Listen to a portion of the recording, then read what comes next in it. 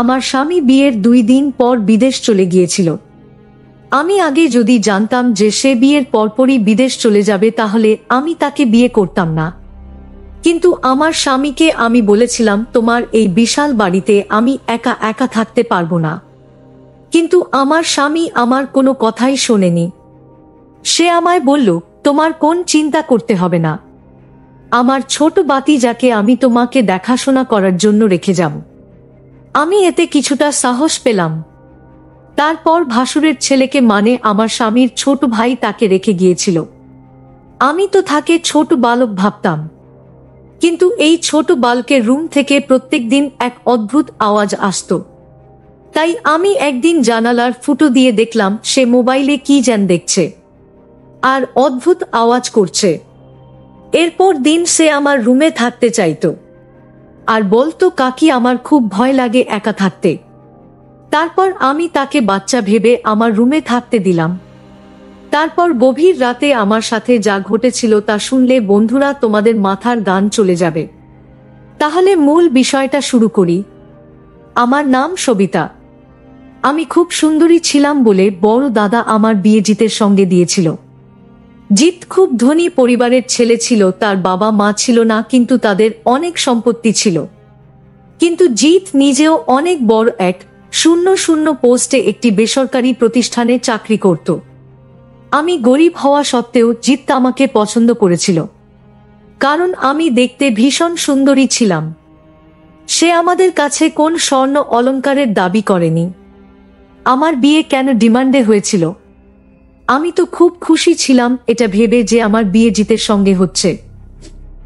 প্রত্যেকটা মেয়ের মতো আমিও নিজের বিয়ের জন্য পাগল ছিলাম। তারপর বিয়ের পরে আমি যখন শ্বশুর বাড়ি চলে আসি তখন জিতের বিশাল বড় বাড়ি দেখে আমি খুবই খুশি হয়েছিলাম। আমি গরিব ঘরের মেয়ে ছিলাম, তাই এত বড় ঘরে বিয়ে হবে আমি কোনোদিন আশা করিনি। আমাদের বিয়ের জন্য বাড়ি এসেছিল। আমার নন্দের বিয়ে হয়ে গেছিল। আমাদের বিয়ে 2 বছর আগে নন্দের বিয়ে হয়েছিল। বিয়ের প্রথম দিন আমাদের বেডরুম দেখে আমি খুব খুশি হয়েছিলাম, কারণ জিত পুরো ঘরটাকে দামি ফুল দিয়ে সাজিয়েছিল এবং বিছানাটা এত সুন্দরভাবে সাজিয়েছিল যে আমি স্বপ্নেও ভাবিনি যে আমার ফুলসজ্জার রাতে এক 00 সুন্দর ঘরে হবে। তারপর জিত যখন রুমে এসেছিল তখন আমি লম্বা ঘোমটা দিয়ে বিছানাতেই বসেছিলাম এবং মনে মনে খুব খুশি ছিলাম। তারপর জিত আমার কাছে এসে আমাকে বলেছিল, আমি তোমাকে কথা দিচ্ছি তোমায় কোনোদিন কোনো কিছুর অসুবিধা হতে দেব না। তারপর সকাল হতেই স্বামী বলেছিল সে নাকি সেদিনই বিদেশে চলে যাবে, তার জরুরি কাজ আছে। স্বামী বিদেশে চলে যাবে সেটা শুনে তো আমি খুবই আশ্চর্য হয়েছিলাম, কারণ সেই কথাটা বিয়ের আগে বলেনি যে বিয়ের স্বামীর দিনই সে বিদেশে চলে যাবে। স্বামী বিদেশ চলে যাবে এই কথা শুনে আমি তাকে জড়িয়ে ধরে কাঁদতে শুরু করেছিলাম। স্বামী তখন আমাকে অনেক বুঝিয়েছিল যে সে কিছুদিনের মধ্যেই বাড়ি ফিরে আসবে এবং তার জন্য নাকি এই মিটিংটা খুবই জরুরি। বিয়ের পরে যখন কোনো স্বামী তার স্ত্রীকে রেখে বাইরে চলে যায় সেটার কষ্টটা আমি খুব ভালোভাবেই জানতাম। সেদিন ভোরবেলা আমি স্বামীকে অনেক রিকোয়েস্ট করেছিলাম সে যাতে আমাকে এভাবে একা ছেড়ে বিদেশে না যায়, কিন্তু সে আমার কোনো কথা শোনেনি। উল্টো সে আমাকে বুঝিয়েছিল যে তাকে বিদেশে যেতে হবে। তারপর সেদিন সারা রাত স্বামীর সঙ্গে কথাবার্তা বলতে বলতে সকাল হয়ে যায়। তারপর স্বামী তাড়াতাড়ি বিছানা থেকে উঠে বিদেশে যাওয়ার জন্য তৈরি হয়। স্বামী যতক্ষণ তৈরি হচ্ছিল আমি ততক্ষণ এই কথাটা ভেবে কেঁদে যাচ্ছিলাম যে বিয়ের এক 00 দিনও হয়নি আর স্বামী আমাকে ছেড়ে বিদেশে চলে যাবে। তাহলে আমি এত বড় বাড়িতে কিভাবে একা থাকব? কারণ আমার ননদ 2 দিন পরে তার নিজের শ্বশুর বাড়ি চলে যাবে বলেছিল, আর এমনিতেও আমি নন্দকে কতদিন এই বাড়িতে রাখতাম। তার নিজেরও স্বামী আছে, সংসার আছে। সে নিজের স্বামী ও শ্বশুর বাড়ি ছেড়ে আমার কাছে তো বেশি দিন থাকতে পারবে না। আমার তো এই কথাটা ভেবে খুব রাগ হচ্ছিল যে স্বামী আগে কেন বলেনি যে সে আমাদের বিয়ের স্বামীর দিন বিদেশে চলে যাবে। তারপর স্বামী বিদেশে যাওয়ার আগে আমাকে এক শূন্য শূন্য কথা বলেছিল যে তোমার চিন্তা করার কোনো কারণ নেই, কারণ আমার ছোট ভাই তাঁকেই বাড়িতে রেখে যাচ্ছি। সে নিজের পড়াশোনা এখান থেকেই করবে এবং তোমার খেয়াল রাখবে। সে কালকে এখানে চলে আসবে, তাই তুমি একদম চিন্তা করো না। আমি তোমার কথা ভেবে আমার ভাইস তাকে এখানে ডেকেছি যাতে তোমাকে এত বড় বাড়িতে একা মনে না হয়। আমার অনেক বারণ করা সত্ত্বেও স্বামী আমাকে একা রেখে বিদেশে চলে যায়। স্বামীর দিন সকালবেলা আমার ননদ ও তার শ্বশুর বাড়ি চলে যায়। সেদিন আমার স্বামীর ভাইস্তা আসার কথা ছিল। আমি যখন ঘরে গেলাম তখন আমার বড্ড ভয় লাগছিল। আমার স্বামীর কথা খুব মনে হচ্ছিল। আমি আবার যখন কাঁদতে শুরু করেছিলাম, ঠিক ওই সময় আমাদের বাড়ির বেল বেজে ওঠে। বাড়ির দরজা খুলতেই দেখলাম এক শূন্য শূন্য ছোট ছেলে আমার সামনে দাঁড়িয়েছিল। তাকে দেখে আমি আন্দাজ করেছিলাম যে সে আমার স্বামীর ছোট ভাইস্তা, কারণ বিয়ের সময় আমি তাকে একবার দেখেছিলাম। স্বামী তো বলেছিল তার ছোট ভাই স্থান নাকি 5 বছর বয়স, কিন্তু তার শরীর স্বাস্থ্য দেখে কোনো মতেই মনে হয়নি যে সে 5 বছরের যুবক ছিল। ঘরের দরজা খুলতেই সে আমার দিকে তাকিয়ে বলল, কাকি তোমাকে ভীষণ সুন্দর লাগছে, দেখতে তুমি ভীষণ সুন্দরী। আমার কাকা খুব ভাগ্যবান যে তোমার মতো সুন্দরী বউ পেয়েছেন। তার মুখে নিজের প্রশংসা শুনে আমি একটু লজ্জা পেয়ে বললাম, আমার প্রশংসা পরে করবে, তুমি এখন ভেতরে চলে এসো।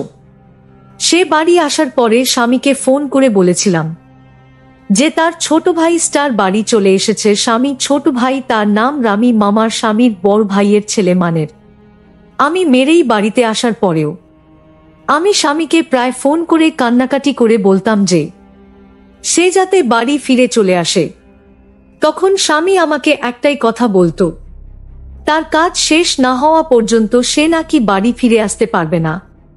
এদিকে রামিনের আসার পরে সে আমার সঙ্গে এত কথা বলতো, গল্প করত যে আমার হাসতে ইচ্ছে না করলেও আমি মাঝে মধ্যে হেসে ফেলতাম, কারণ স্বামী বিদেশে চলে যাওয়ার পরে আমার মন খুব খারাপ থাকত, যেহেতু আমি স্বামীকে কাছে পেতে চাইতাম।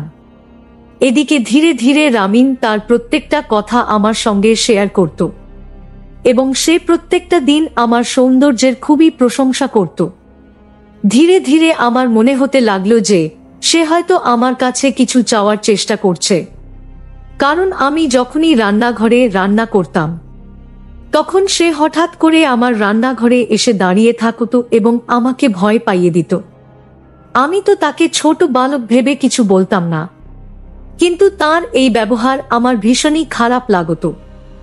সে আমাদের এখানে 100 স্কুলে ভর্তি হওয়ার কথা ছিল।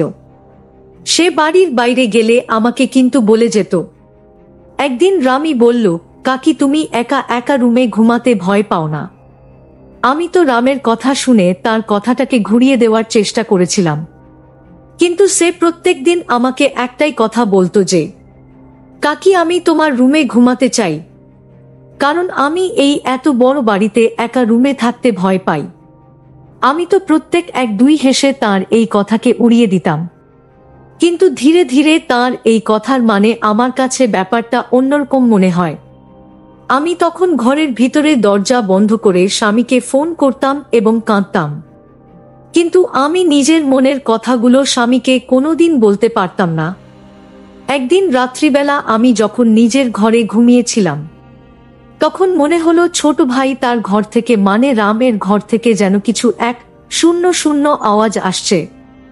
আমি ওই আওয়াজ শুনে তো ভয়ে চুপচাপ শুয়ে পড়েছিলাম।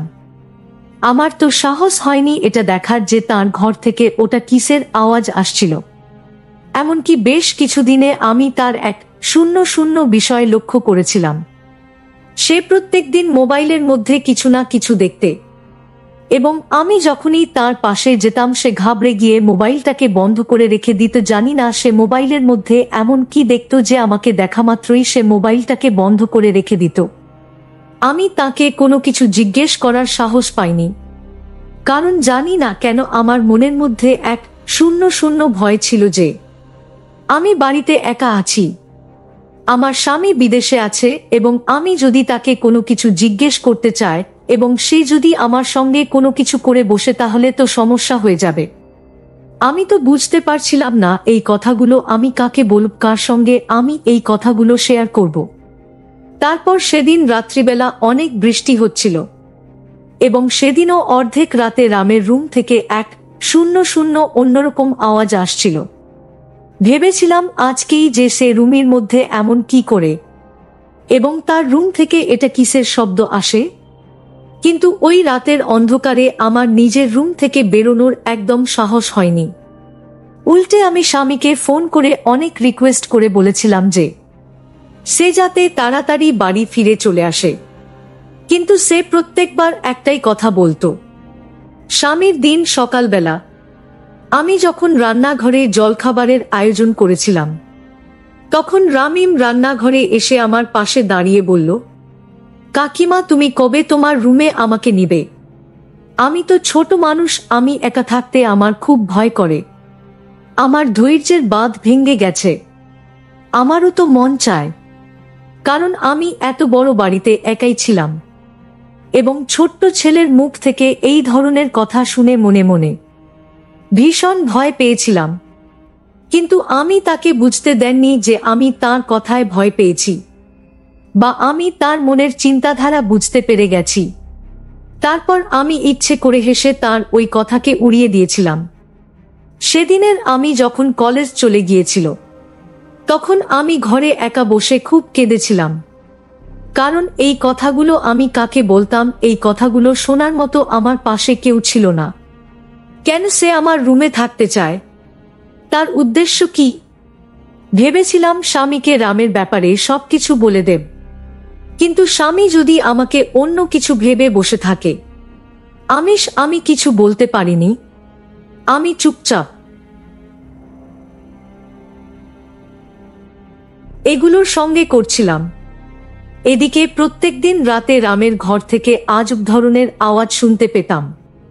ওই আওয়াজ শুনে আমি ভয় পেয়ে চুপচাপ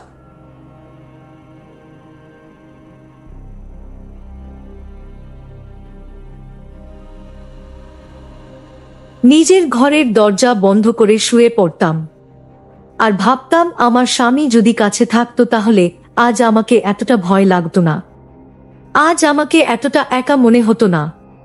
এভাবে বেশ কিছুদিন চলার পরে সেদিন রাতের বেলাতেও যখন রামের ঘর থেকে এক শূন্য শূন্য অন্যরকম আওয়াজ আসছিল, তখন আমি না পেরে নিজের মনটাকে শক্ত করে ভেবে নিয়েছিলাম, আর যাই হোক না কেন আজ আমি দেখবি যে আমার ছোট ভাই তার ঘর থেকে এটা কিসের শব্দ আসে এবং সে রাতের বেলা তার ঘরের মধ্যে কি করে। আমি মনে মনে তার ব্যাপারে যেটা ভেবেছিলাম সেটা কি একদম সঠিক ছিল না। আমিনকে ভুল ভেবেছিলাম, এটা যাচাই করার জন্যই আমি সেদিন তার সত্যিটা নিজের চোখে দেখতে চেয়েছিলাম। তারপর নিজের রুম থেকে বেরিয়ে আমি যখন আস্তে করে তার রুমের দিকে গেলাম, তখন দেখলাম ভিতর থেকে তার রুমের দরজাটা লক করা ছিল। ঘরের জানালার দিকে যেতে দেখলাম জানালাটা ভেতর থেকে বন্ধ করা ছিল, কিন্তু জানালার মধ্যে যে এক শূন্য শূন্য ছোট ফুটো ছিল, সেই ফুটোর মধ্যে চোখ রেখে ভেতরের দৃশ্যটা দেখে আমার কলিজাটা কেঁপে উঠেছিল। কারণ জানি না কি আছে এই মোবাইলের মধ্যে। এমনকি ভিডিও দেখছিল এবং মোবাইলের মধ্যে ওই ভিডিওগুলো দেখার পরে সে অদ্ভুত কাজ করছিল এবং মুখ থেকে আজব ধরনের শব্দ বের করেছিল। তাকে ওই অবস্থায় দেখে আমার পুরো শরীর থরথর করে কাঁপছিল। আমি তখন ভয় পেয়ে তাড়াতাড়ি করে নিজের ঘরে এসে রুমের দরজা বন্ধ করে ওই দরজার পাশে বসে নিজের মুখটাকে চেপে ধরে কাঁদতে শুরু করেছিলাম, কারণ আমি বুঝে গিয়েছিলাম রামকে বাচ্চা ছেলে মনে করে। আমি অনেক বড় ভুল করেছিলাম, কারণ সে যখন ইচ্ছে তখন আমার ঘরের ভিতরে চলে আসতো এবং সারাদিন আমার সঙ্গে গল্প করত। আমি কিন্তু এই ব্যাপারগুলো এত গুরুত্ব দিতাম না। সেদিন রাত্রে বেলা তার ওই সব কাণ্ডকারখানা দেখার পরে আমি ভেবে নিয়েছিলাম সকালবেলা তাকে অবশ্যই জিজ্ঞেস করব যে সে রাত্রে বেলা মোবাইলে কি দেখছিল এবং সে মুখের মধ্যে কেন এসব অদ্ভুত আওয়াজ করছিল। সেদিন সারা রাত ভয়ে আমার ঘুম হয়নি। কারণ আমার রামের প্রতি মনের আমিন দরজার সামনে দাঁড়িয়েছিল। সে আমাকে সকালবেলা দেখে চমকে গিয়ে বলল, কাকে, কি ব্যাপার, তুমি এত সকালে উঠে পড়েছ? তুমি তো এত সকালে উঠি না। আমি তখন রামকে বললাম, তুমি এত সকালে উঠে কি করছো? তোমার এত সকালে ওঠার কি দরকার পড়েছে? গ্রামীণ তখন আমাকে বলল, আমি তো প্রত্যেক দিন সকালে উঠি। গ্রামীণ বলল, কাকিমা, আমিও তো প্রত্যেক দিন তোমার আগে ঘুম থেকে উঠি। রামের মুখ থেকে সব কথা শোনার পরে আমি নিজের রাগ সামলাতে পারলাম না। আমি বলেছিলাম, রামিম, আমি তোমাকে আমার রুমে জায়গা দিব, কিন্তু তার আগে তুমি আমায় এক শূন্য শূন্য সত্যি কথা বলা। গ্রামীণ বলল, কাকিমা, আমি কোন সময় মিথ্যা কথা বলি না। আমার মিথ্যা বলার কোন অভ্যাস নেই। আমিরকে বললাম, রামিম, তুমি বলো, মোবাইলে প্রতিদিন রাতে কি দেখো? গ্রামীণ বলল, কাকি, তুমি কাকার সাথে রাতে যা করো তাই দেখি। আমি এই পিচ্চি ছেলেটার কথা শুনে খুব অবাক হয়ে গেলাম। আমি মনে মনে সিদ্ধান্ত নিলাম, তাকে দিয়ে আমার সকল কার্যকলাপ করাতে হবে। আমি তো ভেবেছি সে এক শূন্য শূন্য ছোট্ট বাচ্চা বালক, কিন্তু সে তো ছিল আমার স্বামী চাইতেও বড়। বন্ধুরা, গরমের তাপমাত্রার জন্য আজ গল্পটি শেষ করতে পারছি না। এই গল্পের দ্বিতীয় পার্ট আগামীকাল দেওয়া হবে। সেই পর্যন্ত সবাই ভালো থাকবেন, সুস্থ থাকবেন। ধন্যবাদ।